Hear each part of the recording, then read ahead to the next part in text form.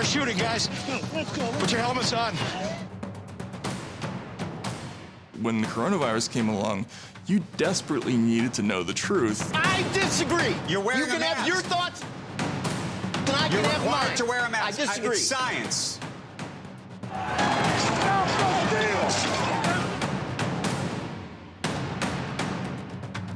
They're simply incapable of reporting on the country in ways that a lot of people in the country would understand.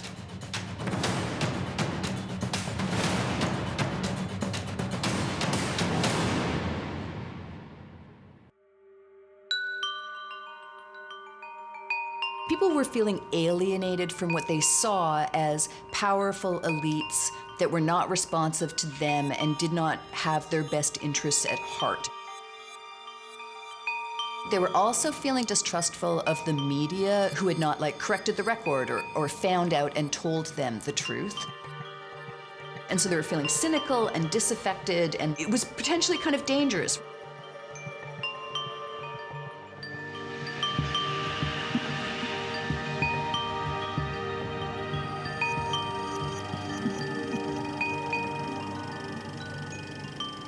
People came out of the First World War in the United Kingdom feeling super critical of the media. They felt that the media had lied to them during the war. It had repeated propaganda. It had undercounted death and pain of various kinds.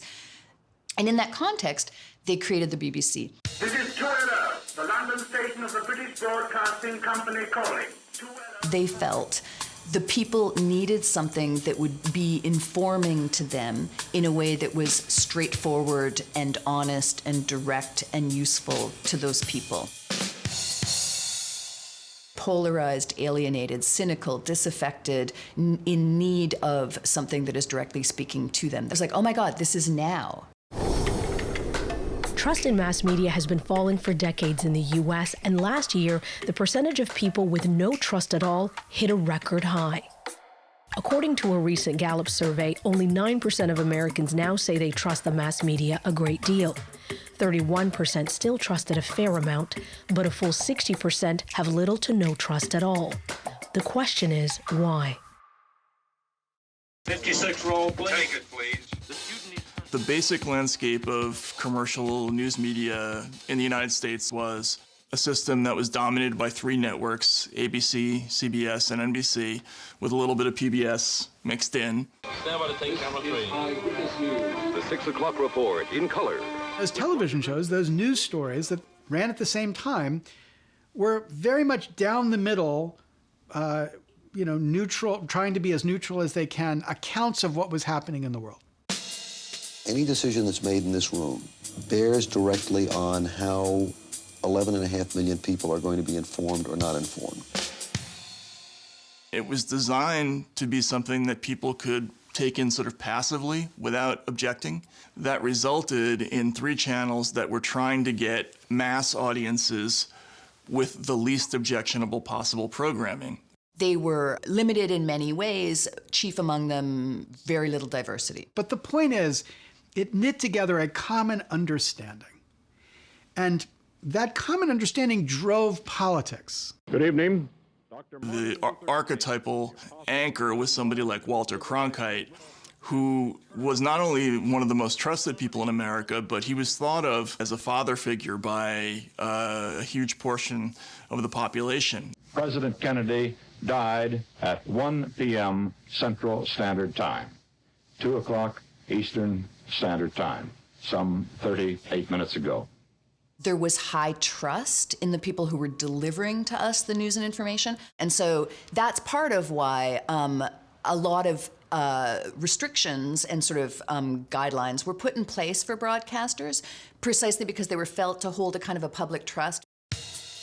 The fairness doctrine in the United States had 2 important tenets to it. One was that companies that leased the public airwaves, they had to do some content in the public interest. The second prong of the fairness doctrine was that when reporting on controversial topics, news companies were required to present multiple views on a topic. What our government did is it attempted to put in the law, and has put in the law, an obligation on broadcasters for checks and balances, that the big and the powerful will not dominate the dialogue in our society. The fairness doctrine had been a bugbear of the conservative right for a long time. It was revoked in 1987 in the waning years of the Reagan administration. And that was a key thing that enabled part of this growth of like Rush Limbaugh, Fox News, that kind of thing. Ladies and gentlemen, Mr. Rush Limbaugh. Because you no longer had an obligation to be balanced, it was perfectly okay at that point to push a particular point of view. You look at the homeless, and the homeless, we all know 75% of them have an alcohol problem or a drug addiction problem or something. But they're all viewed with such revered virtue. The homeless, why there, but for the grace of God go I. It used political slant as a strategy to bring people in. And around that time period is when we saw Fox appear. Roger Ailes was being brought in as the head of Fox. And Roger Ailes listened to a pitch about how they were going to develop Fox News. And the pitch was basically a sexier version of Walter Cronkite. And Roger Ailes said, no, that's not right. He said, we should be focusing on a segment of America, the conservative segment. And we should be giving the news to them that they want to hear. And that'll be a much more profitable business model. Now, Top the Factor. Bill's been #1 for 90 months and counting. Should gays be allowed to bring their overseas partners to live in this country? Very sympathetic article in the struggling Los Angeles Times yesterday makes that case. But because the federal Opinion TV was the next phase of what people wanted for their news diet. Because you already knew the news, now you wanted to hear what people thought about it. Welcome to Hannity and Combs on the Fox News Channel. I'm Sean Hannity. Each weeknight at 9 p.m. Eastern, Alan and I will bring you an intelligent and passionate discussion of the major news issues of the day. You know what? They just can't handle this. You know why? Because it's killing them. Because this shows how far extreme to the socialist left the Democratic Party has moved. You know what? What it did was it started this unconscious sorting process that had never happened before. So the conservatives all drifted towards Fox. And that meant that all the people who were politically liberal or more left-leaning, they just started to gravitate towards those other channels. We're making a little news of our own today with the launch of MSNBC. News and information 24 hours a day. Good evening, I'm David Walker. And I'm Lois Hart. Now here's the news. President Carter has arrived in Fort Wayne. They figured out that one of the easiest ways to keep people glued to a screen was just to put two people on the set and have them argue with each other. Tonight we'll try to get to the heart of this explosive issue that combines sex, race, and class into one big social dilemma. CNN was the first station to really figure out, let's just openly turn this into a sports program. The top newsmakers go head-to-head with Michael Kinsley on the left and John Sununu on the right. There was a conservative and there was a liberal. It was from the right and from the left. Crossfire on CNN, where great minds come together. It was implied from the start of the show that there were no other kinds of people on Earth. I made a special effort to come on the show today because I have privately amongst my friends and also in occasional newspapers and television shows mentioned this show as being bad. And I felt that wasn't fair, and I should come here and tell you that it's not so much that it's bad as it's hurting America. Jon Stewart sort of styled himself as someone who's going to call out hypocrisy and call a spade a spade. You're doing theater when you should be doing debate, which would be great. No, it's not honest. What you do is not honest. What you do is partisan hackery. His position was essentially that Crossfire did not advance viewers' understanding of the issues and sort of propelled an idea of politics as sport that was ultimately corrosive. Here's just what I wanted to tell you guys. Yeah. Stop.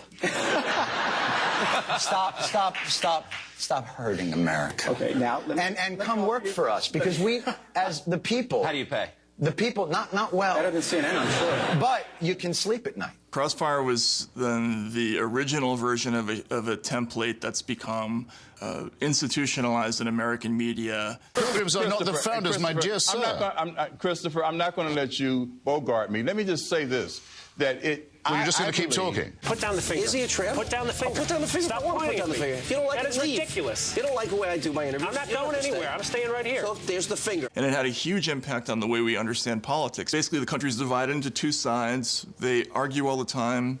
They can't agree. And it's all a matter of which side wins and which side loses. American what the hell difference does it make? It makes plenty of difference. It does not. He doesn't have a right. He didn't commit a felony. This guy shouldn't have been. Cool your jets. That has nothing to do with illegal aliens. It has to do with drunk driving. Suddenly, there was this moment in time where they started to argue that liberals could be equated with terrorists. You didn't support the action against Afghanistan to remove the Taliban. You were against it. Why would I want to brutalize and further punish the people in Afghanistan? Who killed your father? You saw this rapid progression of rhetoric on both sides, really. I think we know what we're up against. In late 2016, Hillary Clinton said this thing. You could put half of Trump supporters into what I call the basket of deplorables. Right? The racist, sexist, homophobic, xenophobic, Islamophobic, you name it. That was considered a very inflammatory statement, and there was some controversy over whether or not she had gone too far. By the time Trump got elected, it became conventional wisdom for people in the news media. They were all deplorables. I don't have much respect for misogynists, for xenophobes, and for bigots. Dana Milbank, opinion writer for The Washington Post, who just penned a piece, yes, half of Trump's supporters are racist. I'll go way more than Hillary Clinton. Yes, they're bigoted. Yes, they're racist, xenophobe. You say it, you name it. But also, they're detached from reality. The correct number, Secretary Clinton, is not 50%. It's 100.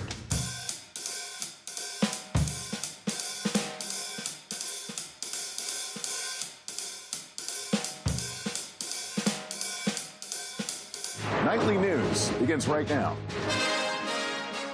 Part of the problem is everyone in the media is really of a different class than everybody outside of it. There is a culture divide that reflects a class divide between journalists and the people they serve, their audiences. And probably the guy who hosts nightly news, NBC Nightly News, should make more than the guy who watches NBC Nightly News. But perhaps it should not be so much more that they effectively live in different worlds and have taken on different values. The elite journalists congregated massively and overwhelmingly in these big cities, and they became so full of themselves. And you could see it in events like the White House Correspondents' Dinner. They became celebrities. They became super rich. And then turn around and tell those white working class people, you're all a bunch of deplorables. These rubes, these plebs, these morons, these stupid people. Donald Trump's a smart one, and y'all elitists are dumb. Disdain for people of faith, disdain for people in small towns and rural areas. You elitists with your geography and your maps and your spelling. We talk about them as if they're this other species of you know, Cletus the slack-jawed yokel from The Simpsons. You're reading? Yeah, you're reading, you know, your geography, knowing other countries. They can hear that. And you don't expect a reaction? We are deplorables! Oh my God, I'm a deplorable. I am a deplorable. Running for president? Are you kidding? Nobody took that guy serious. Well, they forgot about us deplorables here in the Midwest. They totally forgot about us. They were hungry for somebody to acknowledge them. And you just stir all that up, and it's a perfect storm.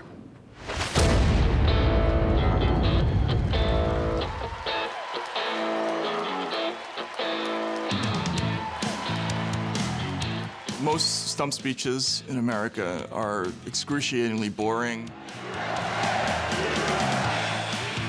Trump would enter the hall, and he had this swagger to him that was very much like what a lot of wrestlers do. And he turned this lifeless commercial into a menacing event where the villain was literally in the room. The villain was us in the media. They can make anything bad because they are the fake, disgusting news. For anybody who's ever been to an American political event, the media is always roped off in a separate section. We stand out in most crowds, and Trump basically turned us into class villains. I think the political press is among the most dishonest people that I've ever met. I have to tell you that, okay? He used us to get around his own accessibility problem. He was a billionaire trying to present himself as an ordinary person, and he accomplished that by saying, look at those elitists over there, and it worked. It was brilliant. That's a lot of fake news back there.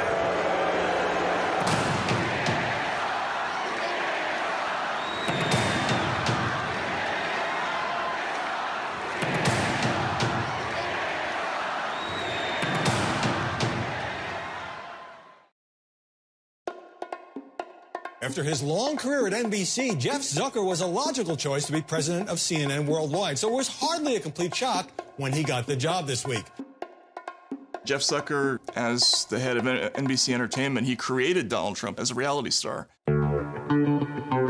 And so when Zucker transformed into the role of the head of CNN, he embraced the idea of CNN as Donald Trump's villain.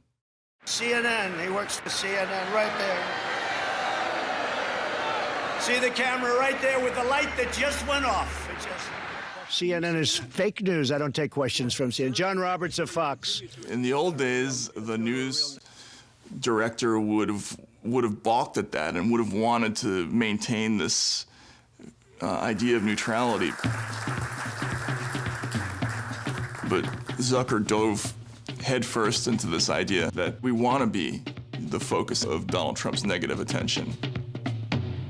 I think the one thing you can say for sure about Donald Trump is that he's made American journalism great again. Did you put the rallies on because they were of news value or because they were driving ratings? Well,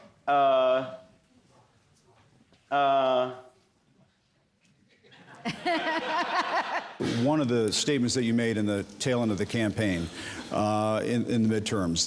Here we go. If you don't mind, Mr. President. Come on. Honestly, I think you should let me run the country. You run CNN. All right. And if you did it well, your ratings would be much better. If I may ask one other question, Mr. President, if I may ask one other question, are you worried? That's enough. That's enough. Mr. President. It was great television, totally sociopathic, but great TV.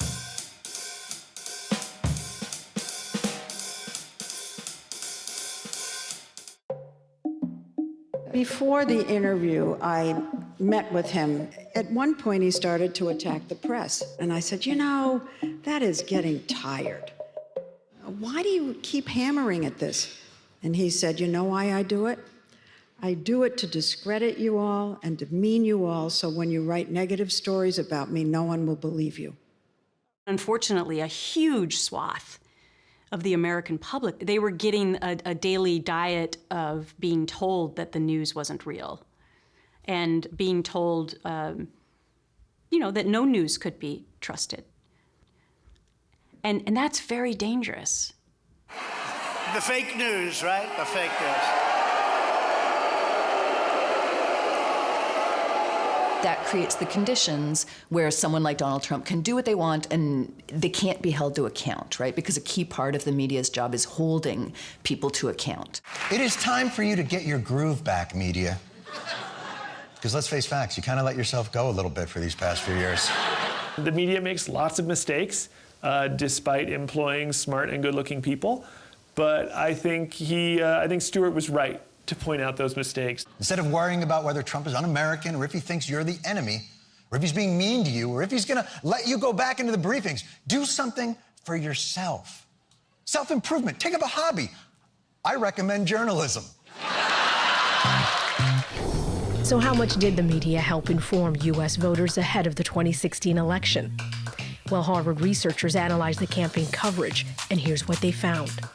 only 10% of election coverage touched on policy ideas or platforms, such as what the candidates would do if elected. Twice that amount was spent on controversies. Almost half the election coverage was focused on polls and predictions, while just 3% focused on a candidate's leadership and experience. Thank you. This is not the outcome we wanted or we worked so hard for. I promise you that I will not let you down. We will do a great job. We will do a great job.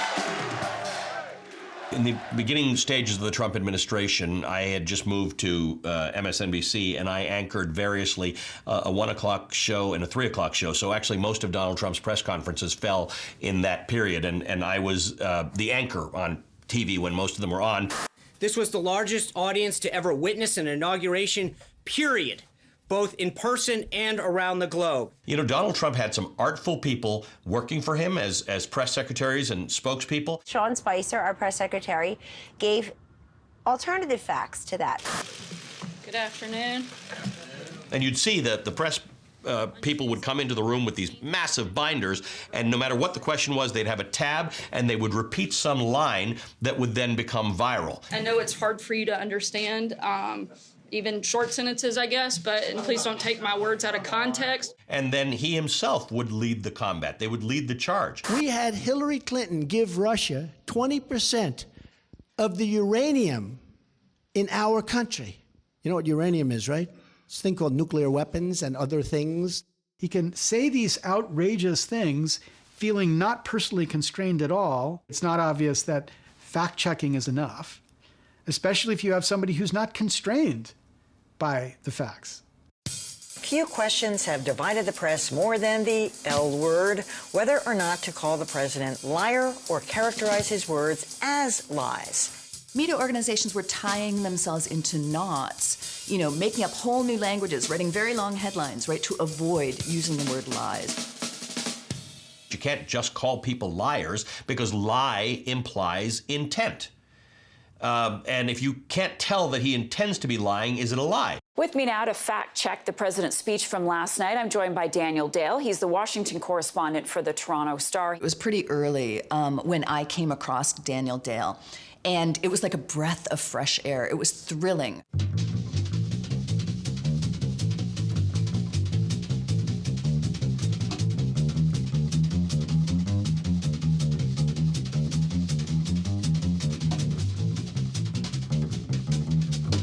I started doing the fact-checking in September 2016 quite informally. The filmmaker Michael Moore tweeted something like, every day on Twitter, this Canadian journalist fact-checks all the false things Donald Trump says. He shames the US media.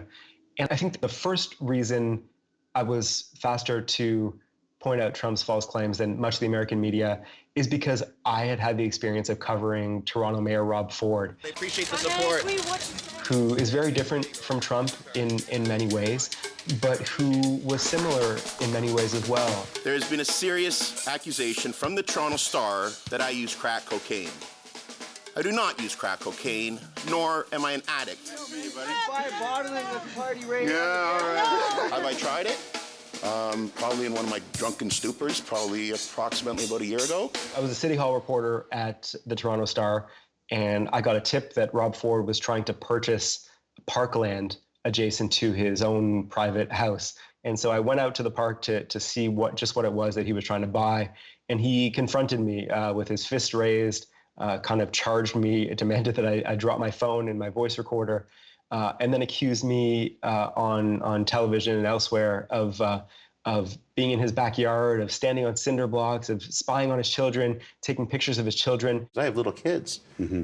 When a guy's taking pictures of little kids, I don't want to say that word, but you start thinking, what's this guy all about? The most egregious false claim he made was strongly suggesting that I was a pedophile. And I stand by every word I said with Mr. Black in my interview. The mayor's comments concerned Toronto Star reporter Daniel Dale, who the mayor alleged was trespassing on Ford's property last year.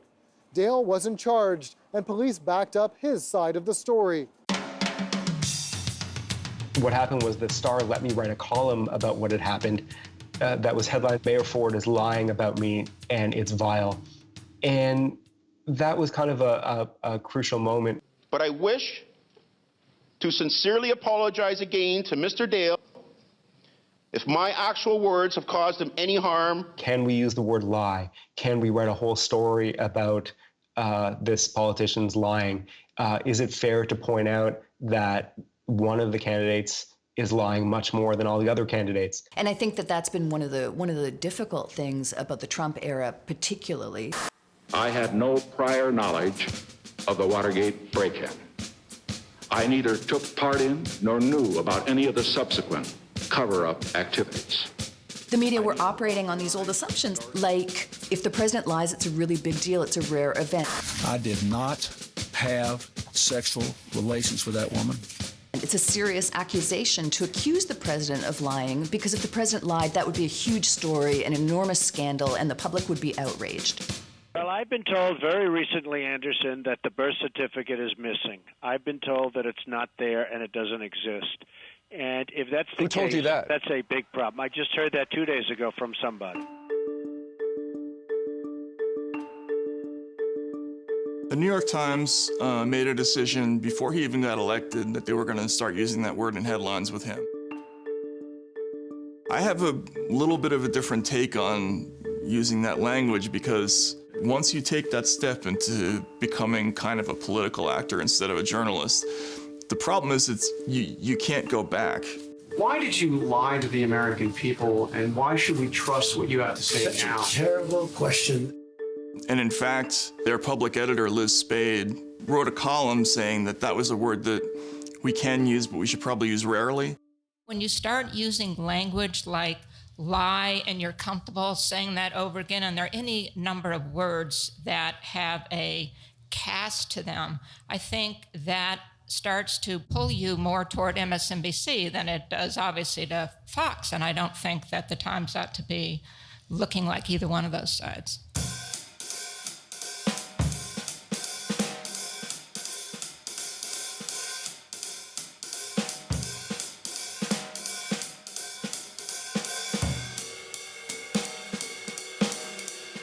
My job as a fact checker is to make the electorate more informed. Trump said Joe Biden is, quote, talking about taking down the border wall. Biden has specifically, explicitly rejected that idea. Trump claimed, as always, that he is the one who passed the Veterans' Choice Law. Barack Obama signed that into law in 2014. Trump said, I have done more for the African-American community than any president since Abraham Lincoln.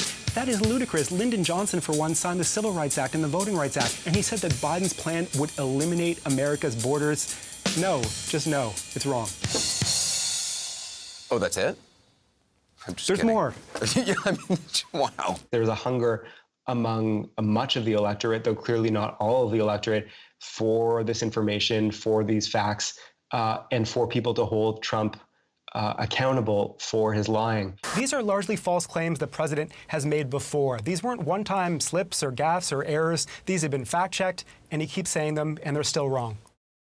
To the extent you've got a fact checker who says that your candidate is lying, there's a complicated psychological question about what effect that has. The hopeful effect is that it convinces you maybe your candidate's not telling the truth. It's not clear that's the effect at all, though. It could just as well be, it just shows that the fact checkers are biased as well. The fact checkers are just, so many of these fact checkers are just liars. I mean, open liars. It's not even a fact check, Katie. It's spin. Could fact-checking have the opposite effect it's supposed to? Could it actually polarize us even more?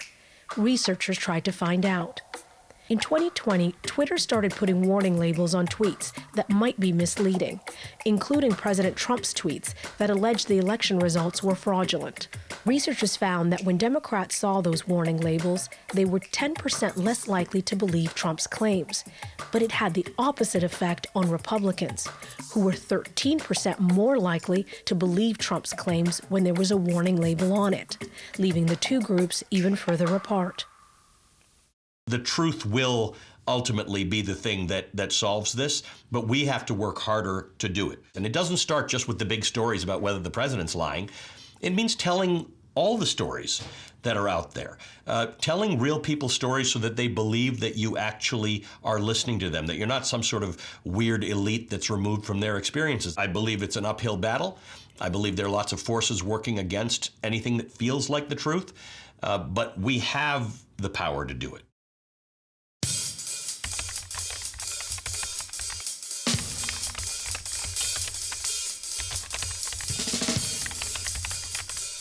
There's going to be polarization in the country no matter what. That's just where we are.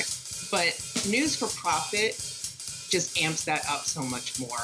Their concern is not the well-being of the nation and, having an informed citizenry.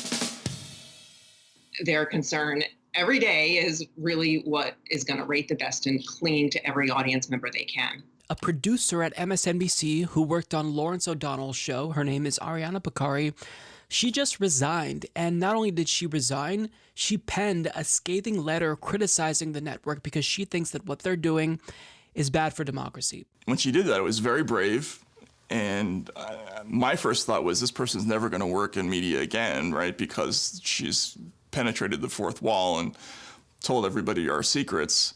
The senior members of the team, the anchors and the senior producers, the executive producers, they get ratings bonuses. This is part of the poison to what happened to cable news. Like cable news, commentators, immediately after their show is over, they can go and get the metrics. They can learn, what did I say that actually got people to be excited? And what did I say that got people to be upset?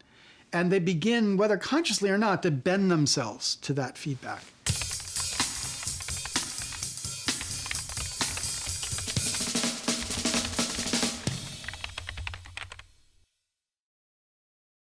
I heard an anchor say, if I ever push back on a topic that you think won't rate, just remind me about the boat that I have. I do think that cable news is a cancer.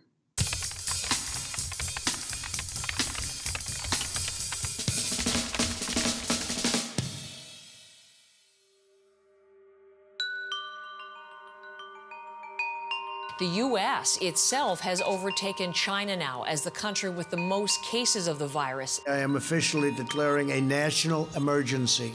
Two very big words. In New York, a scene reminiscent of 9/11. A makeshift morgue set up outside a hospital, ready for an influx of bodies. If you had asked me, imagine we had a national health crisis, which would threaten the lives of 500,000 Americans. If that happened, would the same dynamics of polarization apply? I would have said no. The U.S. approaching another dreadful milestone. Nearly 500,000 American lives lost since the first reported death in this country just a little over a year ago. I would have said at that point, the owners of the cable stations, the owners of the internet platforms would have stepped back and said, look, our business model is not worth the lives of 500,000 Americans. Yet I would have been wrong.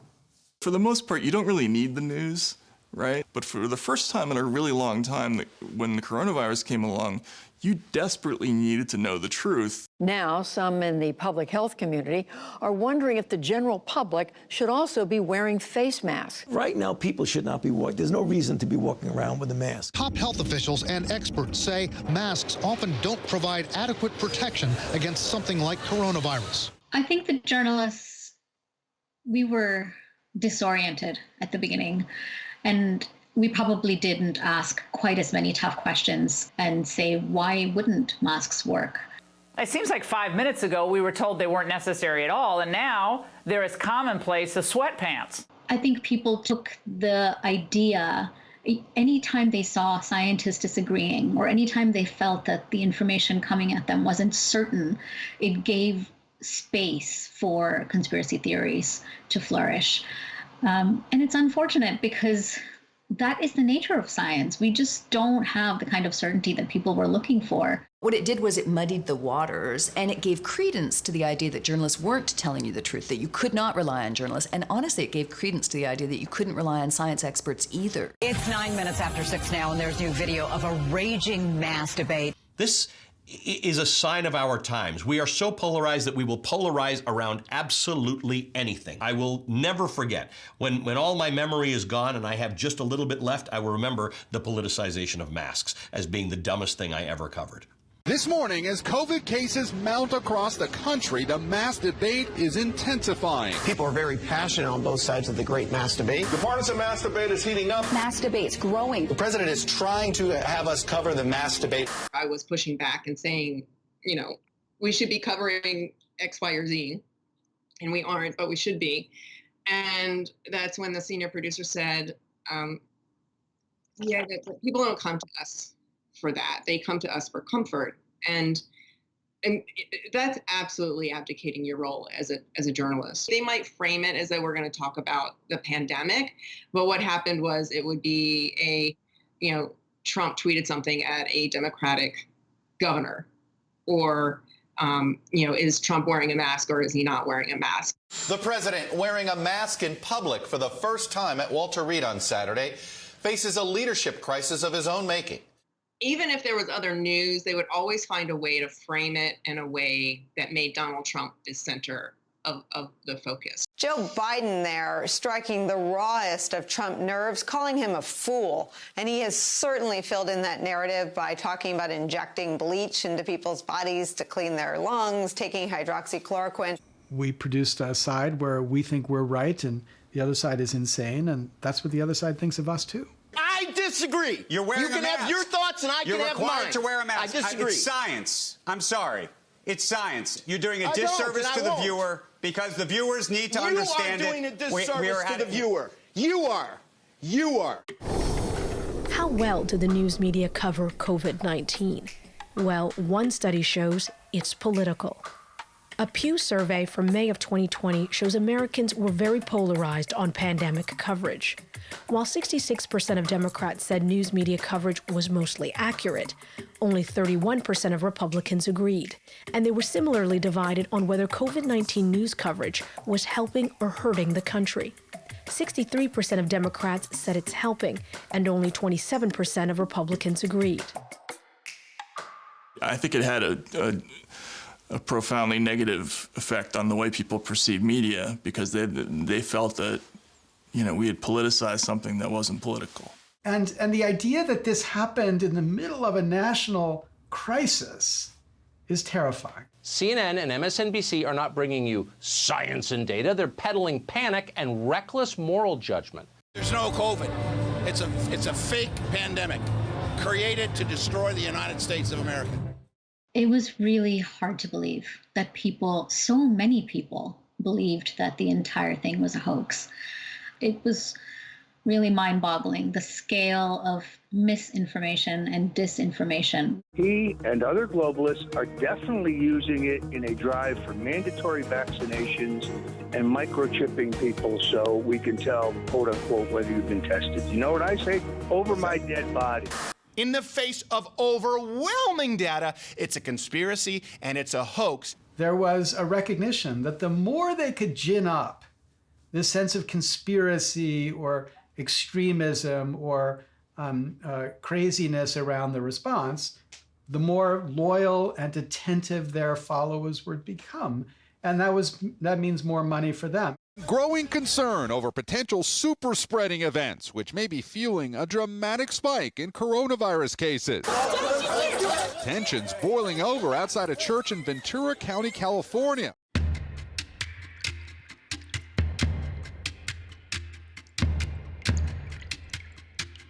I will always be in favor of the freest of speech.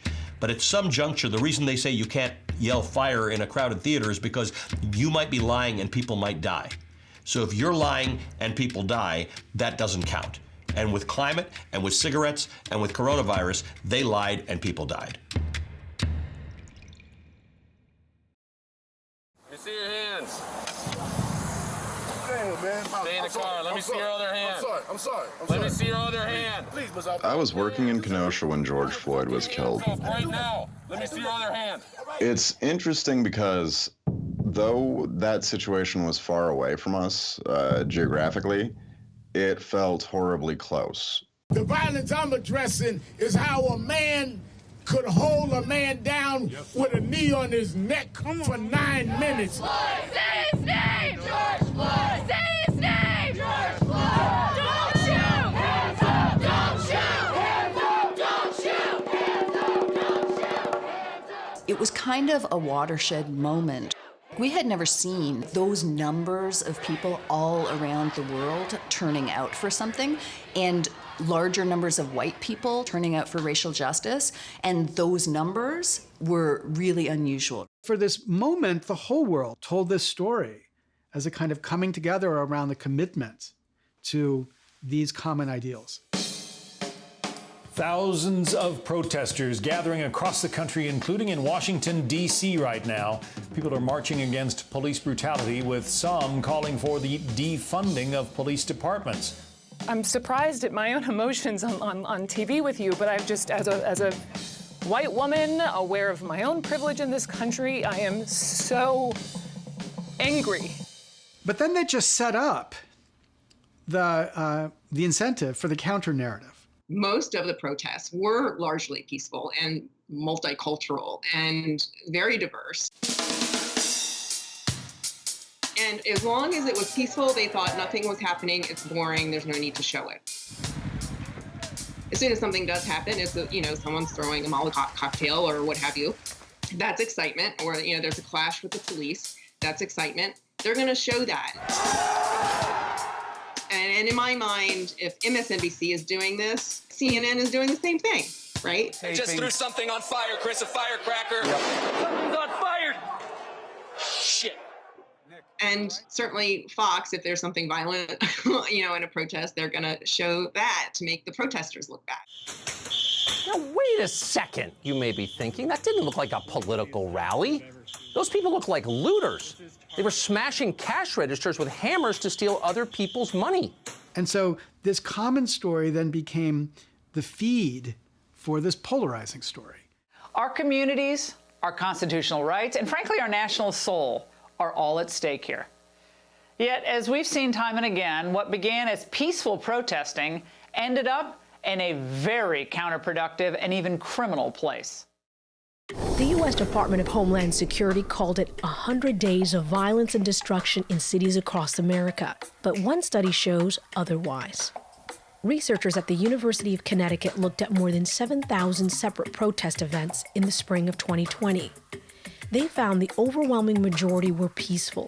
Only 2% involved reports of injuries, and less than 5% involved property damage. The lead author says the findings show, quote, how politicians and the media want to treat protests isn't always what's happening on the ground. I knew it was coming the second that I heard about Jacob Blake. Jacob Blake. He is the 29-year-old black man who was shot multiple times by police in Kenosha, Wisconsin on Sunday. He's now paralyzed. A Kenosha police officer shoots 7 times, hitting Jacob Blake as he walked away from... The second that those 7 shots went in the back of Jacob Blake, I think the dam broke. Flashes of smoke and fire, officers in riot gear, protesters at the ready. Tonight, Wisconsin. There was absolutely no de-escalation used, and instead they tear gassed a whole bunch of citizens. Kenosha, a city of about 100,000, has become the latest flashpoint of racial unrest. The coverage of the protests really fell into the template that media have always used for protests, which typically is media frame it as a clash between order and chaos, right? And the police represent the side of order, trying to bring order to chaos that has been created by protesters. In recent days, our nation has been gripped by professional anarchists, violent mobs, arsonists, looters, criminals, rioters, Antifa, and others. As he spoke, police were moving demonstrators away from the White House area, where Trump would soon walk over to that church, Bible in hand, tear gas lingering in the air. Donald Trump really worked hard to drive a wedge between people who see and witness danger and threat at the hands of police and the justice system, and people who just don't. And he kept on saying, they're going to come to your neighborhoods. It's the idea that law and order means I'm going to protect you. He said it in the campaign, by the way. I'm going to protect you suburbs from people coming in and wrecking your neighborhoods. That's the law and order message. And so that's what the problem is, that we don't send the message of the fundamental injustice. We send the message of something that can allow you to get into the fight. The reports were true. There are militia, and they are patrolling to keep people safe and the local community safe. Kyle Rittenhouse, a teenager from Antioch, was among the militia that came to Kenosha after a call out to protect local businesses, which led to the night of August 25th. One person appears to try to grab the weapon before a shot is fired. At least one other person was shot before the shooter fled the scene. Kyle Rittenhouse is exactly the example of the split that occurred not just in society, but in the media. How shocked are we that 17-year-olds with rifles decided they had to maintain order when no one else would? Making heroes out of people who are pointing guns at unarmed protesters was reckless and it was wrong. So Kenosha is known now for 2 people getting shot down by a boy that people either see as a hero or as the greatest villain of this whole saga. I think we're beginning to spiral away from each other in this country. I think you're beginning. Kenosha is not a unique case at all. Not at all. It's America. Nobody was doing anything. They pulled in, they opened fire. Look at them. They're aiming their fire now. They're working towards us. This was the Saturday night after the Monday in which George Floyd was killed, and the demonstrations really hit a fever pitch. All right, they are now moving toward us. They are now moving toward us. There was... Come on, they're shooting at us. Yeah, they're shooting, guys. Let's go. Put your helmets on. And suddenly, at the intersection in front of me, police pulled in, supported by the National Guard, and they started shooting in both directions. They're working. Step back, get back, get back, get back. Your head, his head. Step back. Suddenly, I felt what seemed to be a hockey stick, a hockey puck hit me. All right, guys, I got hit. Yeah, I got hit. Hold on. My team and I put our hands up and said, we're media. And they said, we don't care, and they shot again. Let's go. Donald Trump subsequently referred to that as a beautiful thing. I remember this guy, Welchie, he got hit on the knee with a canister of tear gas, and he went down. He was down. My knee. Depending on what rally he was at, because this became common fodder for him, he would say it was a beautiful thing or a beautiful sight. I'm a reporter. Get out of here. They threw him aside like he was a little bag of popcorn. He actually said it was law and order and suggested to his people that the attacks on journalists are valid. I mean, honestly, when you watch the crap that we've all had to take so long, when you see that, it's actually, you don't want to do that, but when you see it, it's actually a beautiful sight. It's a beautiful sight.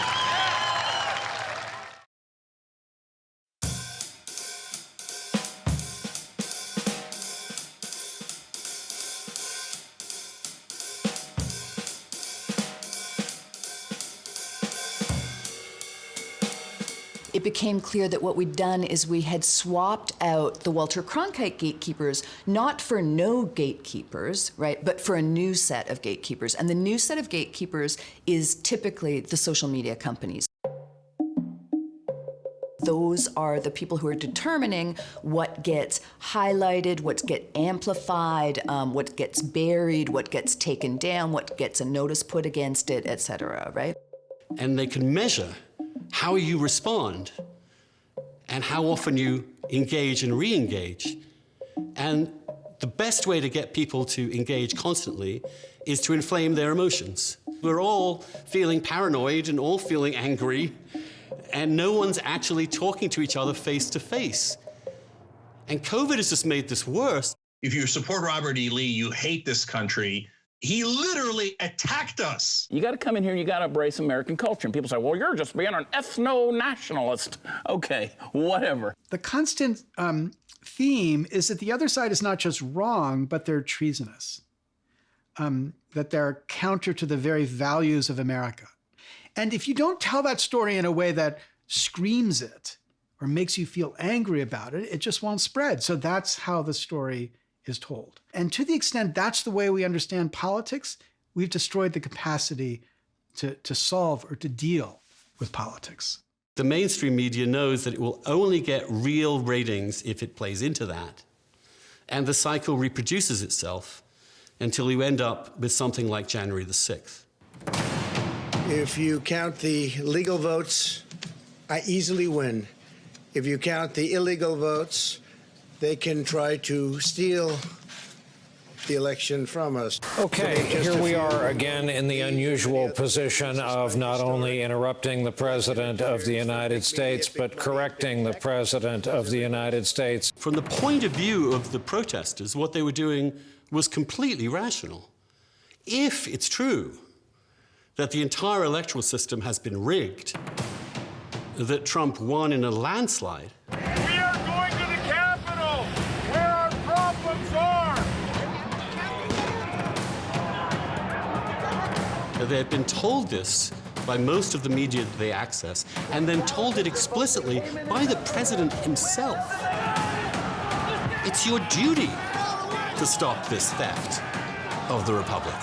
A mob of Trump supporters, rioters, went over to where the media was stationed. Let's roll video. They were chased out of their area where they were doing their live shots. And I have to tell you, this was an attack on the First Amendment. The whole media background made January the 6th inevitable. And I've never seen this before. Many of the people there were screaming, the media is the enemy of the people, something that President Trump frequently says. It was rational, logical, if you accept the premises that these people believed in, which had nothing to do with objective reality. And that's the danger that we are facing, and it does not go away with Donald Trump. The New York Times subscriptions skyrocketed. The Washington Post did better financially. It was endless fuel for exactly the cable TV shows, endless op-eds, endless hand-wringing about the decline of democracy. You can't do without Donald Trump. You would be lost without Donald Trump. Well, that is what he says. Ted, you know that's not true. CNN's ratings would be in the toilet without Donald Trump. You know that's not true. You're playing for laughs. What were the ratings before Trump and what are the ratings now? I would say we might be up 20, we might be up 30%, we might be up 40%. If we go back down 40%, that's okay too. Well, it may not be okay. Of course it is. As ratings went up, as people consumed TV more, surveys were also showing that they believed us less.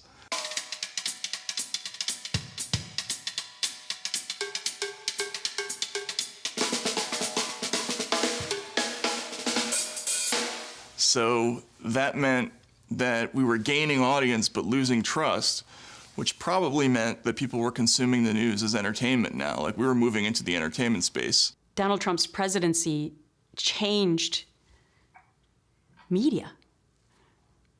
And I know some outlets are nervous that their ratings will go down significantly now because they won't be covering President Trump, which is one way to look at it. The other way to look at it is that maybe we'll return to journalism in the way that I would like to see us return to it, in the way that the old school approach is, which is to just get back to the facts.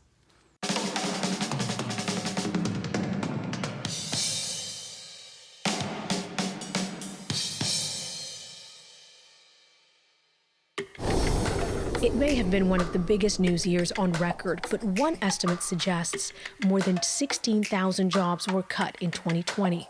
That's the highest number since they started keeping track in 2003. But if recent trends are any indication, there is still an appetite for news, and alternative sources are growing. A survey by the Infinite Dial suggests nearly a quarter of Americans now listen to podcasts weekly. And according to Nielsen, news is one of the top 3 most popular podcast genres. Another trend? Newsletters. This past year, dozens of high-profile writers left top mainstream outlets to start their own independent newsletters using a service called Substack. It's become so popular, the top 10 newsletters now bring in millions of dollars per year in subscriptions, and both Twitter and Facebook are planning to roll out similar newsletter services. So I don't really answer to bosses anymore. But I do try to make a point of kind of going after targets on all sides.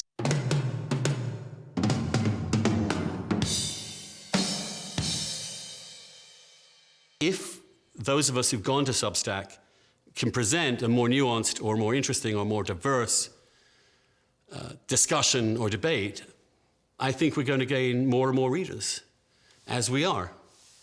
I now have 90,000 people subscribing to my newsletter. My salary has quadrupled.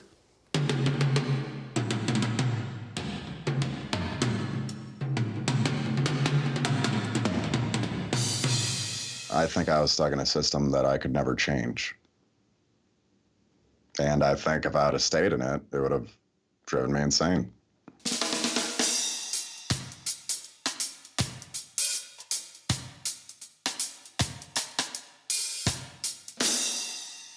The reaction that I got from people was really heartening because people sense that something is wrong.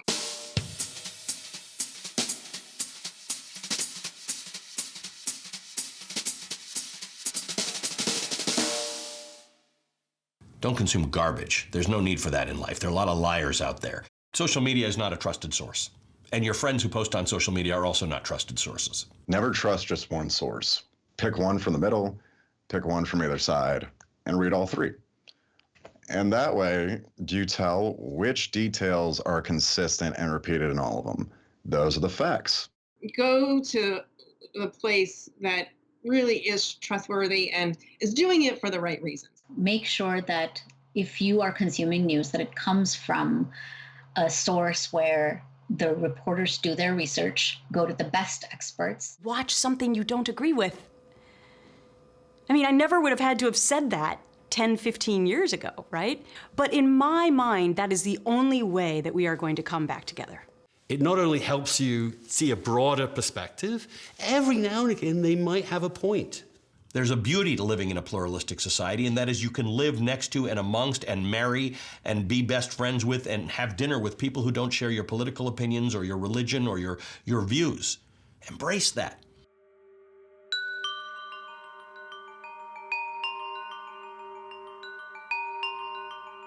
I think the job of the media is to actually live in the world with us, right? And host the conversations with us so we can grapple with real things. So that's the potential that I see, right? That's the opportunity.